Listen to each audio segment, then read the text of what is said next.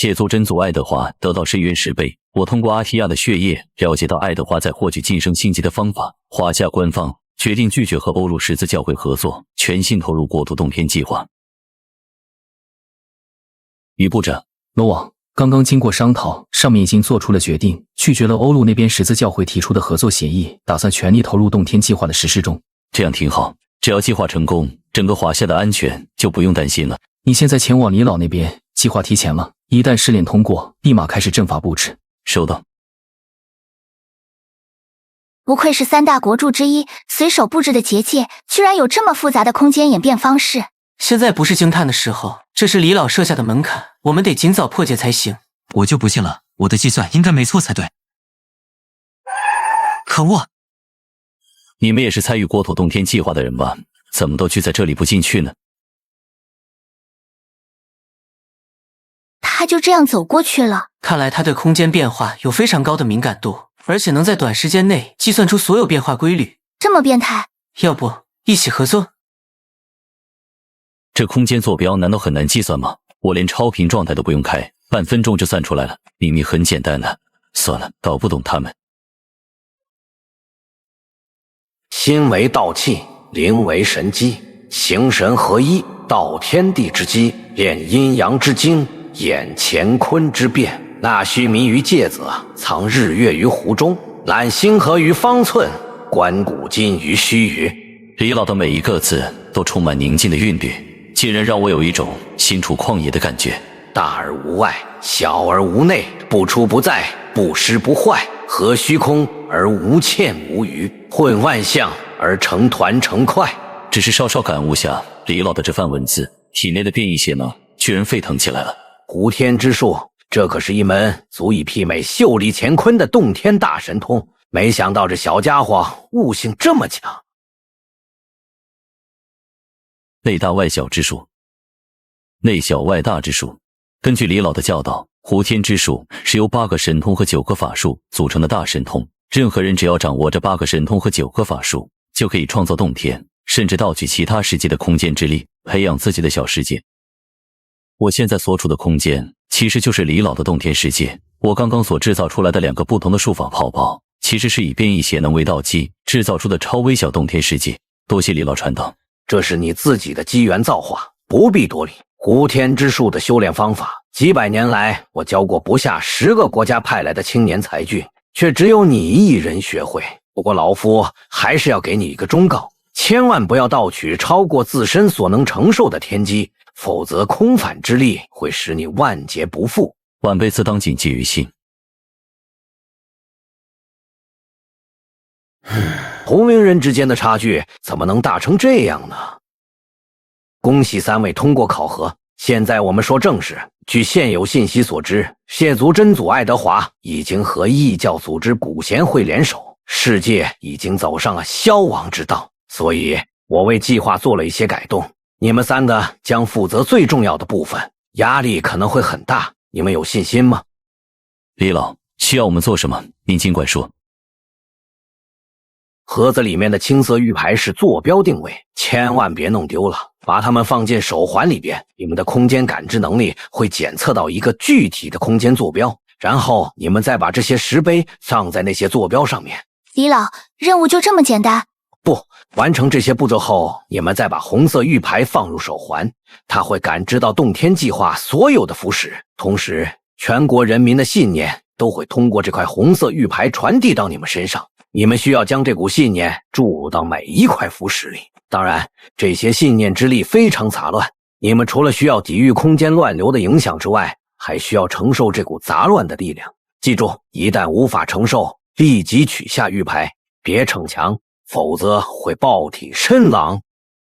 国土洞天计划正式启动，李老最终选定了我和朱渊、玄冥3人，而详细了解阵法布置后，我心里产生了一丝不安。李老当时严肃的表情，不像是在说客气话。这个任务的危险程度极高，结合洞天神通释放的泡泡，或许能保我安然无恙。可他们……罢了，不想了，该去执行任务了。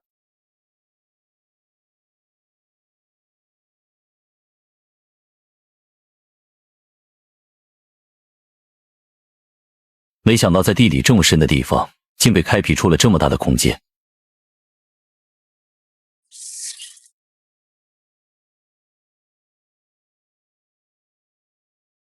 难怪需要空间能力者才能执行任务，否则光是进入阵眼的场所就麻烦的要死。寻常人想要进入这里，光是石门的验证就得花上1周的时间，而且石门由超凡材料打造，就算龙级强者想要进来，也得2、3天才能打开。还有这个内部空间，在制造的时候就已经添加了大量的阵法结界，一旦洞天计划完全启动，除非佩戴这个手环，否则没有任何空间能力者能够进来。第一个，比我想象中要容易。去下一个坐标。接下来，罗峰利用空间跳跃术和血泡泡快速切换玉牌上显示的坐标，将一座座石碑安放在特定的位置，全部搞定也才过去不到数个小时。于部长，朱渊和玄冥他们第一步完成了吗？你已经完成第一步了。我想过你会很快，但没想到这么快。再等等吧，他们才放好第2个。收到。趁这段时间，可以好好研究下盗取空间之力的洞天神通。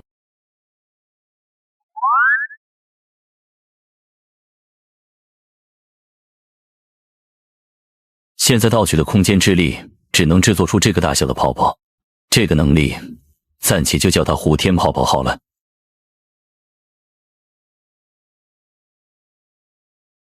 里面的空间和储物戒指的原理有些相似，而且这个大小的术法还能施加在敌人身上，一些善于闪避体积小的敌人可以在这个术法下变成大型的移动火把。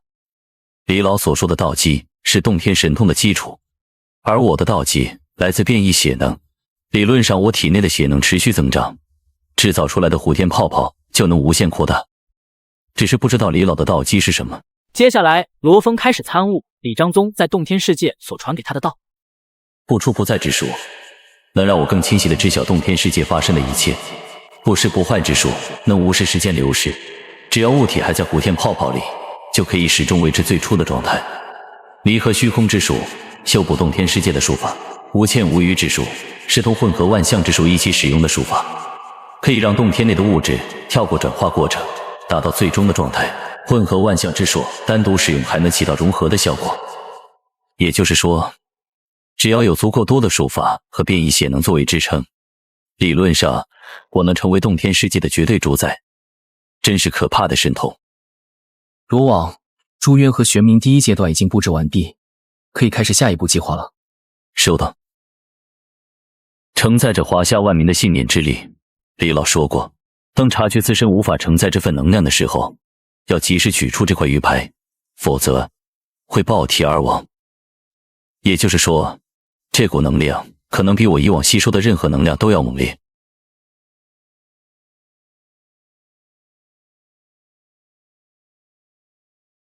国土洞天计划正式启动，为了保险起见，李老在原有计划的基础上增加了万民之力，而这股力量之庞大，让我始料未及。保佑国家风调雨顺，保佑大家平平安安。希望妈妈可以回来，希望爸爸的病快点好起来。愿华夏龙武昌盛，愿华夏长存不朽。这就是万民的信念之力吗？将红色玉牌放入手环之后，我就能感知到这些线条，而这些线条的终点应该就是那些当作道基的石碑。如此一来，洞天计划成微小世界，任何不属于这个小世界的生物都难以锁定小世界的位置，即便找到后强闯，也会遭到万民之念的攻击。该把这些力量输送到石碑里面去了。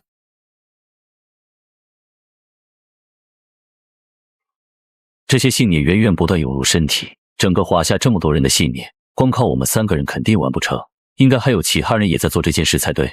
此时，华夏无数个军营之中，保家卫国的士兵也各自佩戴着手环，承受刺激的万民之念。罗峰由于有超级大脑的缘故，完全能承受这些杂乱的信念，但同样负责这次计划的玄冥和朱渊，状态就不大好了。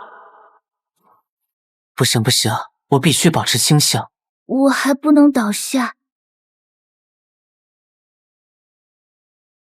大人，华夏似乎在做什么准备，天空好像有点不对劲。不用管他们，爱德华大人已经拿到想要的东西，这个世界终将属于谢族，其他种族只配臣服在我们脚下。这么大的阵仗，华夏究竟在搞什么？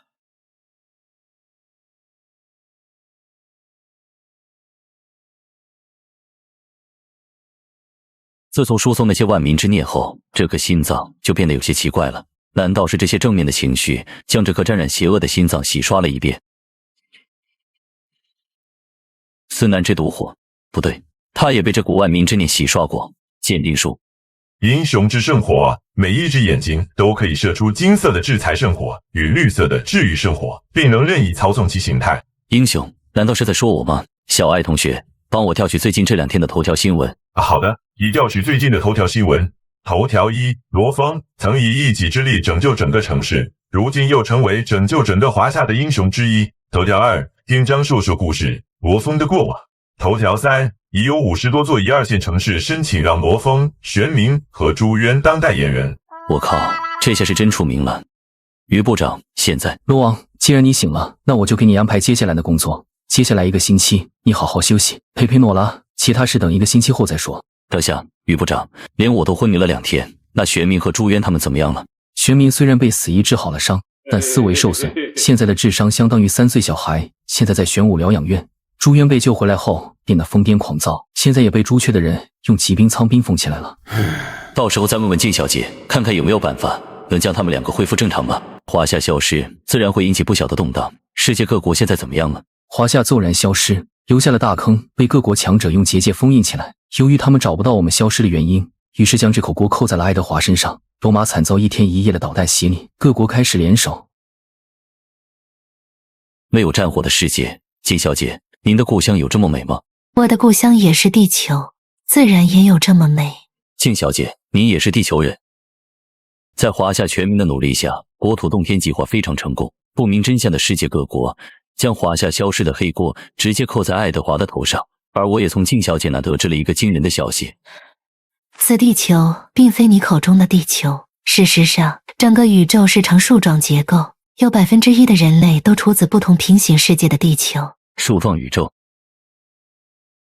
如你所见，这便是树状宇宙。那树状宇宙有多大？非常大。我这么说你可能不能理解，我们现在所在的世界，即便你开启超频状态，你也依然无法用肉眼观察到。这，我算是明白为什么通用等级的粒子会指数爆炸了。所以，就算爱德华最终达成目的，毁灭了这个世界，在整个树状宇宙根本掀不起任何丁点涟漪。静小姐，现在能告诉我，你或者真我无常的另一具分身到底有多强吗？摸出树状宇宙其中的一根小枝桠，我可以轻松做到这一点，而他比我更强。怪物中的怪物，静小姐，相比于我冒的风险，我的好处是不是太少了？确实不多。那知足常乐。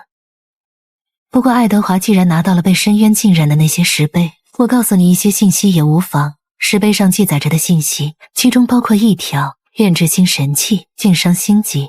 星级，也就是说这个世界终究要玩完，而且这个星神器又是什么东西？你们这个世界本身是异级世界，也就是无超凡力量的世界。你们现在所拥有的超凡力量皆来自深渊，所以你们的力量才会杂乱不成体系。加上你们的灵魂和身体强度不够，不作弊的话，永远无法突破星级。用星神器代替自身承受星级的力量，星神器炼制成功的那一刻，他就能晋升到星级实力。正是如此。灵魂和身体无法承受这份力量，是因为你们体内的杂质太多，力量的源头也太乱。想要除掉这些杂质，现阶段只能通过对某一方面的能力不断的锤炼吗？东家，这海边可真是太舒服了。我听说这是东家自己创造的洞天世界，是真的吗？是的，不过以我现在的能力，只能创造出比较小的空间，所以我只能通过把人缩小的方式让你们进来。话说，金队怎么没有过来？罗王，你可是送了金队份大礼啊！前几天金队刚刚苏醒，这憨熊就在金队身边一个劲儿的巴巴。据说金队现在整天待在于部长办公室，就是为了躲着他。一听熊达也在，金队立马失踪了。这我也没办法，总不能堵住他的嘴巴。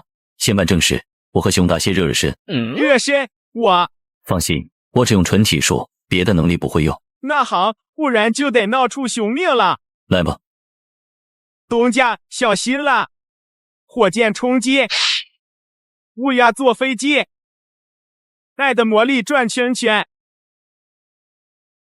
你从哪学的这些东西？怎么鉴定树上没有？嘿嘿，刷短视频刷的，果然还是人类社会更快乐。东家，再吃我一记无敌风火轮！东家，我还是投降吧，单纯的体术，我不是你的对手。那你就用法术，我还是单纯的用体术。静小姐，看看我体内的杂质有没有变少。你自己看。杂质居然没有丝毫减少，刚刚的切磋训练没有作用吗？静小姐，这种可以看到杂质的能力，我能够掌握吗？我的方法你掌握不了，但我有一个传承，可以让你拥有这种能力。不过这种传承可能会让你日后招惹杀身之祸。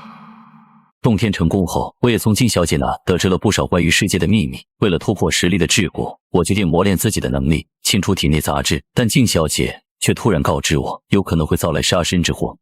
没想到传承还能引来杀身之祸。静小姐，要不你先说说看，我听完之后再决定学不学。树状宇宙有不少上古流传的修炼方式，可惜大多已经残缺不全，只有少部分传承成功保留下来，其中就有五绝传承。那是什么？五绝即是眼先生、手先生、足先生、药先生和怪先生。恰好我机缘巧合之下得到了眼先生的传承。眼先生是能看破任何迷障的眼睛吗？差不多，是一门专门修炼眼睛的传承，需要搜集各类眼睛作为阶梯，最终修出全知之眼，成为无所不知的存在。这传承真可以让人无所不知？理论上可以，但要实现很难，集齐一切生物种类的眼球，即便是我也办不到。我明白了，静小姐，所谓杀身之祸，应该是来自其他修炼眼先生传承的人吗？不错，无论哪方世界，和爱德华一样想走捷径的人不在少数。只要杀了你，你搜集的眼睛自然就成他们的。这个传承我要了，避免其他传承者的狙击。只要我不搜集眼睛就没问题，总不能各种眼睛自己跑上门来。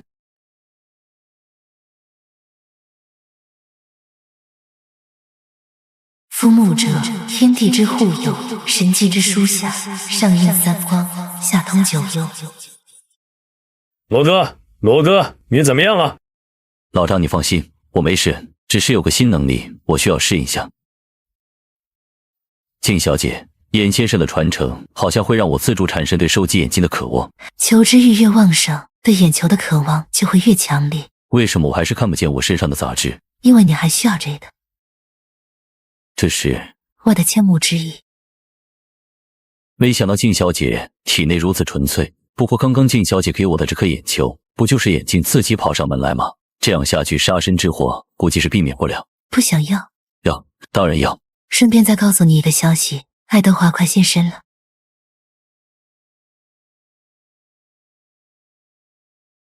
这就是所谓自由国度的气息吗？爱德华，你选择了错误的道路，现在你必须面对后果。号称艾美瑞卡最接近神级的存在，今天我就让你知道什么才是真正的力量。不可能，明明是与太阳同源的光，你为什么没事？愚蠢的东西，虚假的太阳也想伤害真正的神明。艾美瑞卡最强之人也不过如此。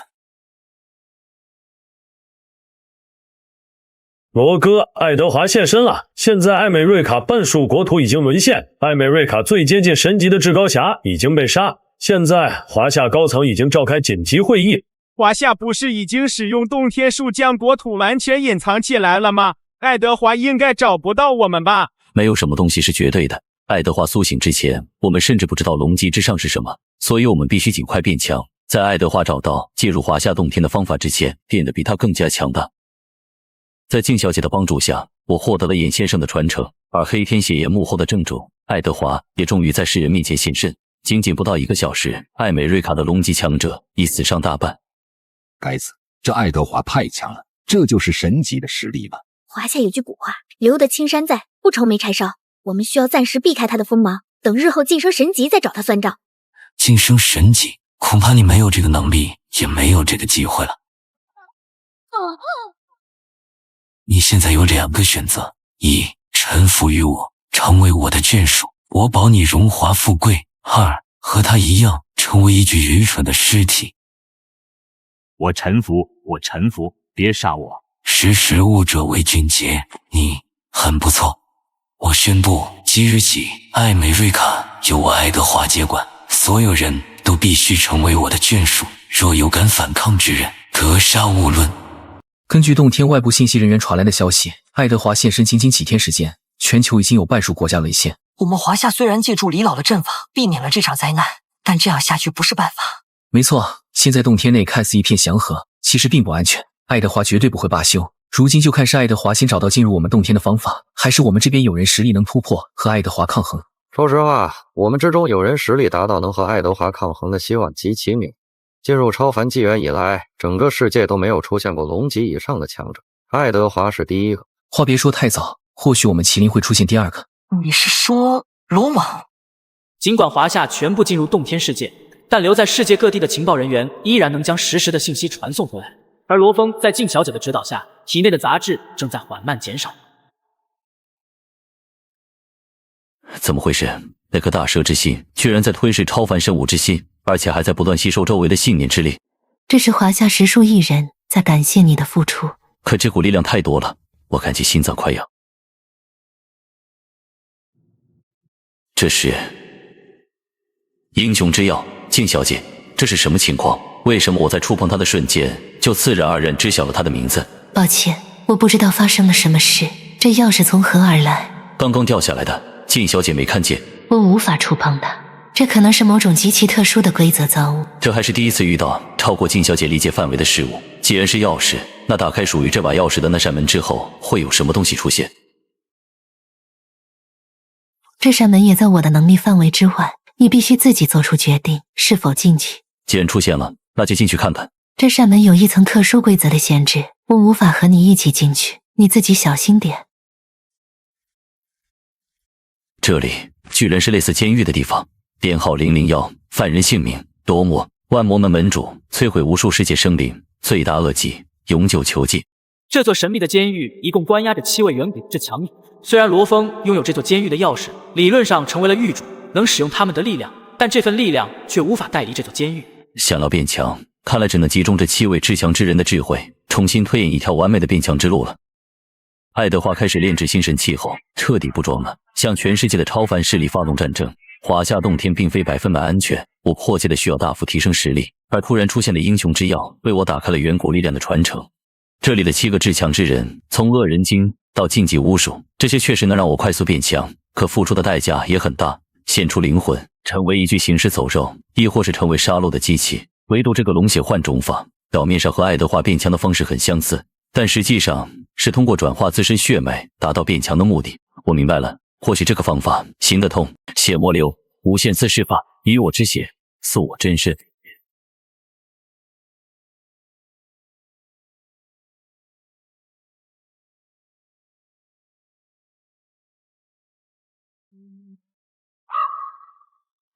华夏的位置还没有找到吗？华夏的阵法神秘莫测，要找到他们恐怕还需要点时间。如今只剩下华夏和欧陆的部分地区，新神器的炼制已经接近尾声了。我需要更多的眷属，成为我踏入星际的阶梯。同样是研究阵法的家伙，或许古贤会那群疯子有办法找到华夏的位置。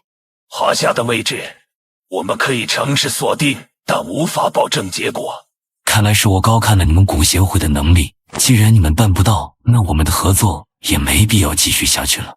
爱德华大人，话别说太死，难道你就不想知道那些石碑上除了炼制新神器、晋升星级，还记载了什么内容吗？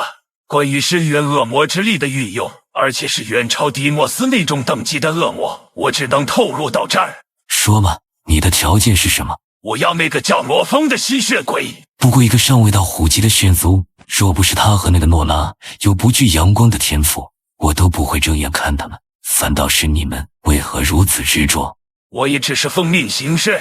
爱德华大人要是有疑惑，大可去问第一席或者我们的会长。你们会长他就是个疯子。华夏现在用秘法从这个世界消失了，连你们都找不到通道，我又怎么能进去抓人？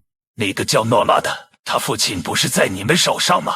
我没记错的话，帕提亚小姐应该有办法让他为你所用吧。这个能力只有爱德华大人知晓，你是怎么知道的？阿提亚小姐的脾气还是这么火爆。阿提亚，除了华夏那些老不死的家伙捣鼓的东西，这个星球上所有事情都逃不过我们古贤会的天眼。爱德华大人，你是怎么走到这一步的？你好好想清楚，这是会长托我带给您的话，希望你能做出正确的选择。爱德华大人，按他说的做，也是时候让十字教会那些人感受下神的力量了。马库斯，你为什么要违逆爱德华大人呢？现在整个世界马上要被爱德华大人收入囊中。当初你要是愿意老老实实把诺拉和罗峰交出来，又怎么会落到这个下场？不过我没想到的是，我的第一个血族傀儡会是你，还真是让人兴奋呢。是你，阿提亚，你想干什么？跪下。马库斯，你还是这副如同丧家犬般的模样，惹人怜爱。走吧，该干活了，把你那个可爱的女儿带回来。遵命，大人。会长，如你所料，他们比想象中要听话。爱德华这颗棋子的作用已经超出了我们预估的效果。好好盯着他们，我还需要点时间。罗峰，我要活的。是。诺拉小姐，东家那么厉害，你为啥还要这么迫切的变强？东家会保护你的。你一头熊不会懂的。诺拉，是爸爸的气息，难道爸爸回来了？诺拉小姐，你怎么了？有点急事，我出去一趟。罗峰要是回来了，你跟他说一声。东家都把自己关在洞天小世界好几天了，也不知道什么时候才能出来。诺拉，爸，你这么久没有消息，我还以为罗马那边发生了什么事，你也知道。爸爸也是身不由己，现在不是回来了吗？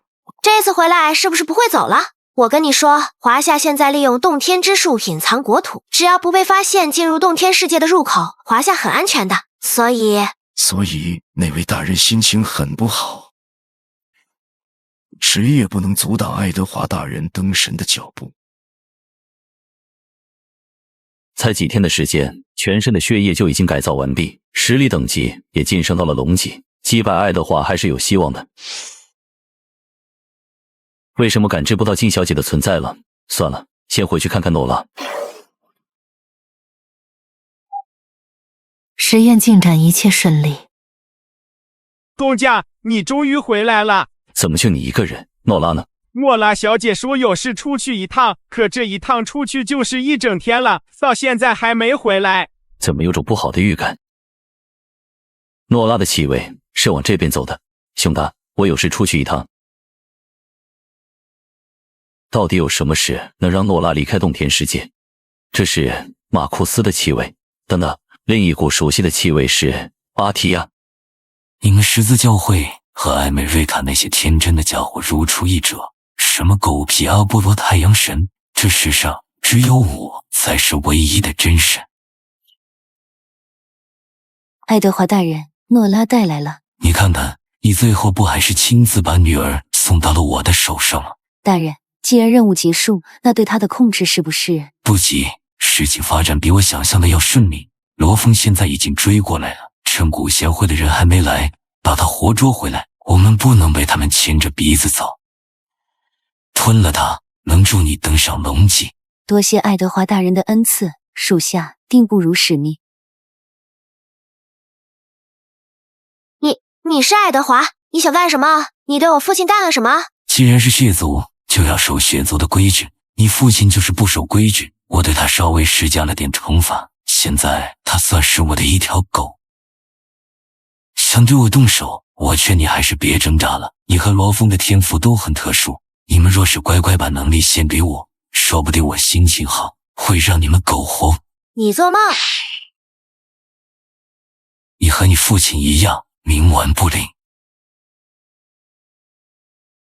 你说什么？谢祖带走了诺拉，罗峰也离开了洞天世界。是的，代号斥后临死前传回来的消息，谢祖带走诺拉时，诺拉处于昏迷状态。我怀疑谢祖已经投靠了爱德华，罗峰很有可能去了罗马。还要干什么？现在还不是和爱德华硬拼的时候。我们现在怎么办？马上联系各部门，让他们调派人手去支援罗峰。就算咱们死，也不能让罗峰落在爱德华的手上。全是吸血鬼的气味，该死！欧陆这边已经完全沦陷了吗？诺拉，你可千万别有事。罗峰，好久不见。罗峰，好久不见。你为什么要带走诺拉？诺拉是我的女儿，我想对她怎么样，还用不着你来过问。你知不知道你在做什么？一旦爱德华的目的达成，你也难逃一死。我只知道，你现在就会死。你的身上有阿提亚的气息，你早就不是血族了，而是他们的提血傀儡。得罪了。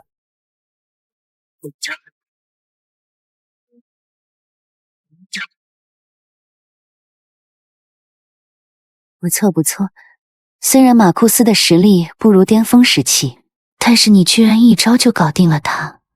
姐姐我呀，是越来越喜欢你了。你们究竟对血族做了什么？火气别这么大嘛，太伤姐姐的心了。看样子还是得换种方式让你回答问题。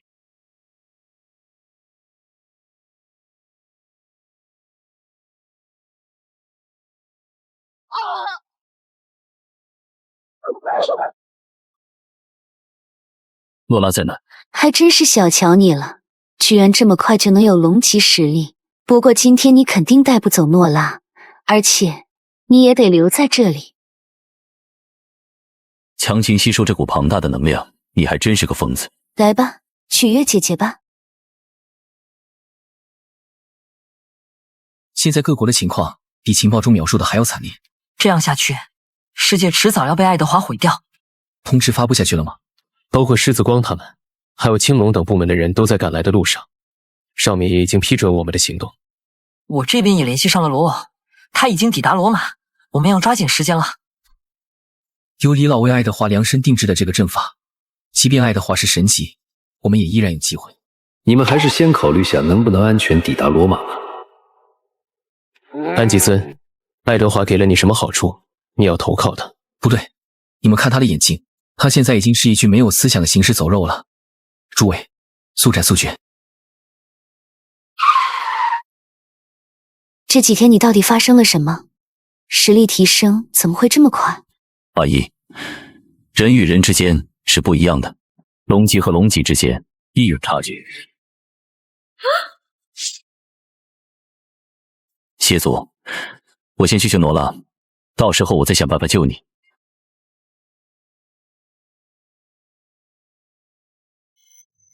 该死，诺拉的气息很微弱。爱德华这老邓究竟对诺拉做了什么？罗峰，我们终于见面了，不如我们坐下来谈谈。和你这种人没什么好谈的。龙级，你的成长实在出乎我的意料，难怪各大势力都会盯上你，提升实力的速度，就连我都自愧不如。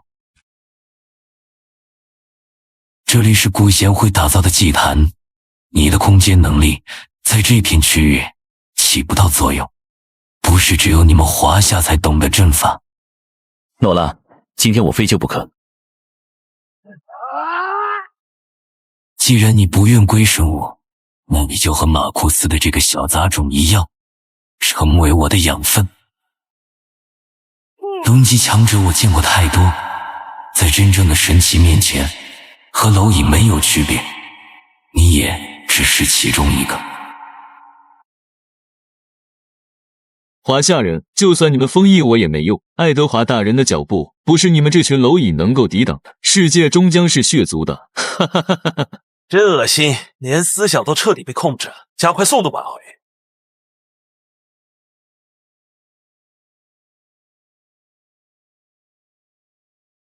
老唐，你总算干了件让我满意的事。要不是你们青龙支援速度快，想拿下十字教会这些人，恐怕得花点时间。老于，别在这指点江山了，时间紧迫，得赶紧动身，千万不能让罗网落入爱德华之手。你们对爱德华的情报掌握有多少？不多，除了麒麟系统信息库中的那些，还有一条。据罗网所说，爱德华的身体不足以承载神级之上的庞大能量，他需要炼制所谓的星神器来成就星级。新神器那是什么？不清楚啊，应该是一种可以储存力量的容器或者武器。等救出罗网就知道了，他知晓的信息要比我们多。说实话，即便我们这么多龙级战力，也不一定是爱德华的对手。除了罗网这个意外，歼灭爱德华的计划提前，应该还有其他原因吧？不错，李老和他的团队研发出了新的阵法——赤阳烈火阵，专门针对吸血鬼。你们把青铜神树带出来了，如果我没记错的话，有一只金乌在罗网那吧？所以罗网绝对不能有事。我劝你不用再挣扎了，在你成为血族的那一刻，就注定了今天的结局。几百年前我便开始布局，不过你和马库斯的女儿倒是一个意外惊喜。结局怎么样？现在下定论为时过早吧？我知道你在等什么，即便麒麟的人来了又能怎样？区区一群龙级的蝼蚁，也妄图同我争辉，可笑。还以为你能给我带来不一样的体验，没想到这么无趣。血分身这种小把戏，还是收一收吧。左峰，你好好看看，什么才是真正的力量。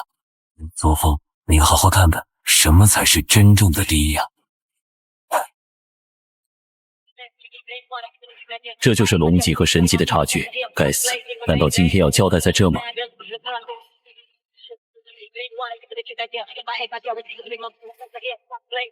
看来我们来的还不算迟。没想到十字教会那群饭桶连拖住你们都办不到，无所谓的，不过多几个渣子而已。就算再来10个、100个，对我来说同样覆手可灭。享受下新血的洗礼吧。会长，为什么？为什么？没有为什么，因为你们从一开始全都是我登上星级阶梯的棋子啊！既然东西已经到手，你们也没有了利用价值，我亲自送你们上路，你们应该感到荣幸。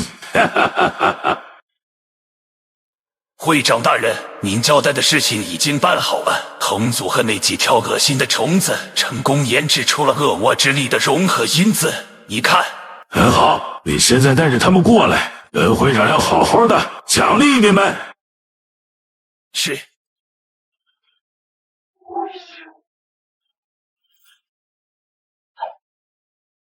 会长大人，其他人呢？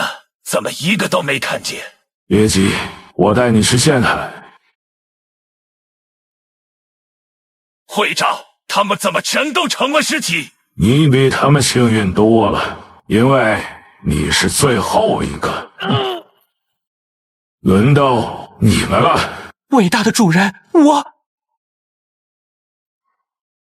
血族的操控术，没想到还混进来一个奸细，不过无所谓了，马上我就能品尝到我数百年的研究成果了。爱德华的实力比我预料的要更强，而且他还在源源不断吸收世界各地血族的力量。再这样下去，我们全都要交代在这。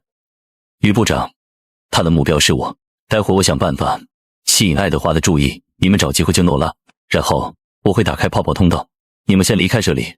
你忘了这个吗？借用金乌之力，说不定能压制住爱德华。罗网，把你那只金乌放出来，用阵法。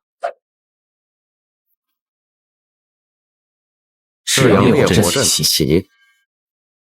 有意思，我倒要看看你们能做到什么程度。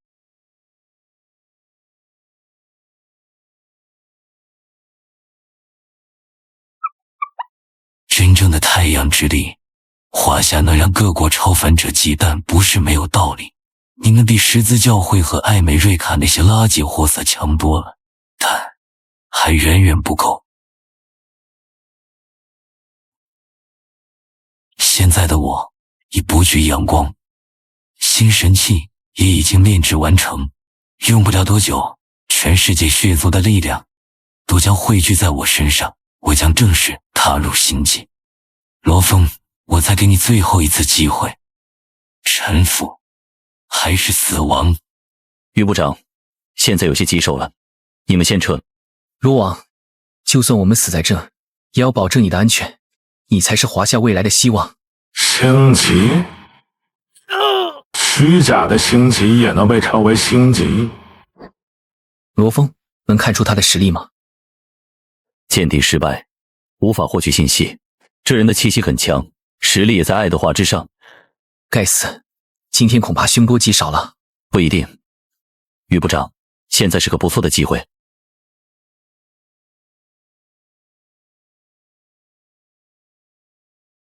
先撤退。撤？你们想撤到哪里去？自我介绍下，在下虎贤会第2代会长别西武，这次过来是有件事要麻烦诸位，希望你们把命借我用用。哈哈哈哈哈哈！你这疯子究竟想干什么？不干什么，你有点太丑了，就从你先开始吧。不可能，你的实力……炼制星神器这种走捷径，都是弱者才会选择的道路。不对，你身上的气息不对，完美生物、血族、恶魔，甚至还有其他古协会成员的气息。哈哈哈哈！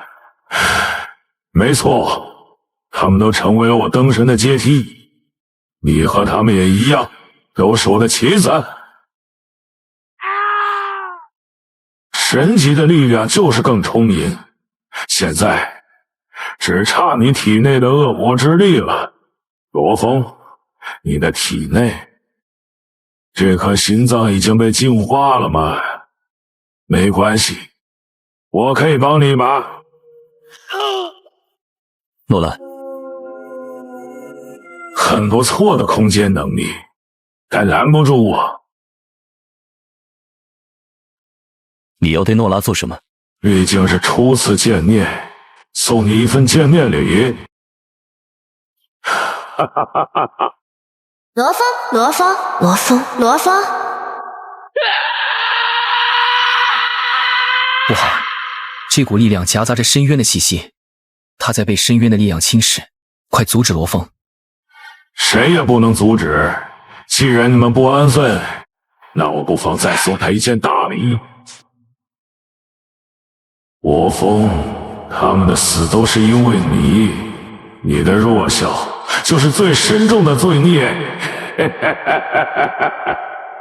都是因为我太弱，没错，都是因为我太弱。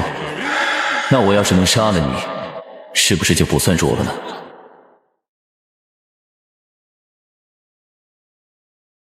没错，就是这股恶魔之力。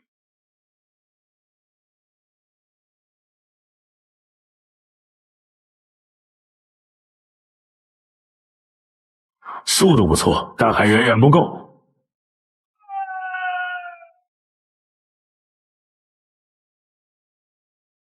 意识还很清醒，这股力量也不够纯净，看来我还得再帮帮你。放开他！你们吸血鬼生命力强，只要心脏没有被毁，就还有恢复的可能，所以……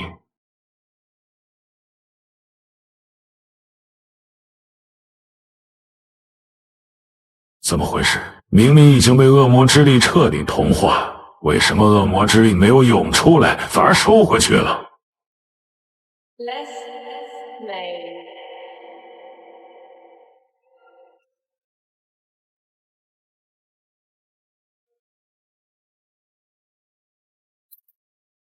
你该死！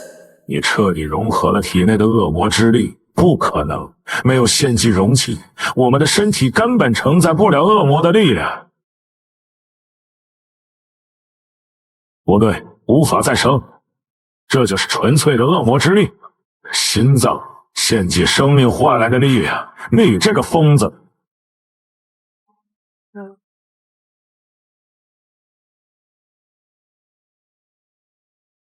精心布局几百年，没想到毁在你手上，哈哈，真是不甘心了。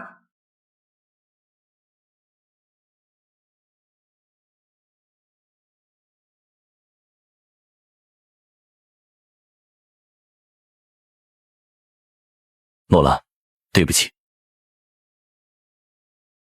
真是可惜，实验只差一点就能成功了，被恶魔之力彻底同化，强行逆转将失去所有力量，看来有点麻烦了。失败了。事情发展偏离了预想的轨迹，实验体受到情绪影响太大，被彻底污染。这就是低级世界的弊端，太容易被一些无关紧要因素所影响。不借助外力出现星级强者，才能让一级世界进化到2级世界。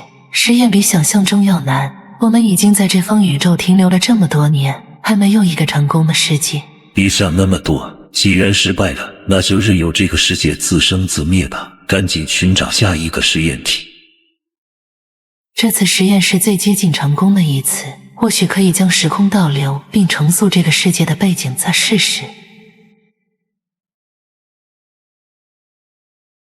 也算是我对你的补偿吧。罗哥，罗哥，老张，你可算醒了，罗哥，咱们班转来了一个新同学，他点名要坐你旁边。初次见面，我叫诺拉，请多多指教。